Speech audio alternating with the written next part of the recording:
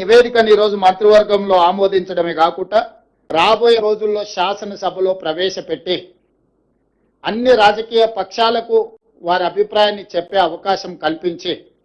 Including leader of opposition the chief minister Chandrashekar Rao గారు, ఆనాటి సాగునీటి పారుదల మంత్రులు, ఇతర మంత్రులందరూ కూడా ఆనాటి మంత్రివర్గంలో ఉన్న వాళ్ళందరూ కూడా వాళ్ళ అభిప్రాయాలు చెప్పడమే కాకుండా చట్టసభలలో శాసనసభలో కావచ్చు, శాసన మండలిలో కావచ్చు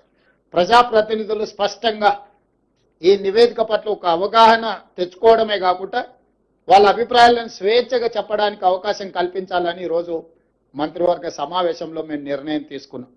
అందుకే ఈ 665 పేజీల నివేదికను తొందరలోనే శాసనసభ శాసన మండలి సమావేశాలను ఏర్పాటు చేసి అక్కడ ఈ నివేదికను ప్రవేశపెట్టి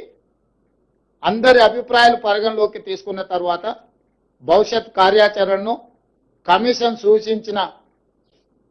సూచనలను అమలు చేయడానికి ప్రభుత్వం ముందుకు వెళ్తుంది.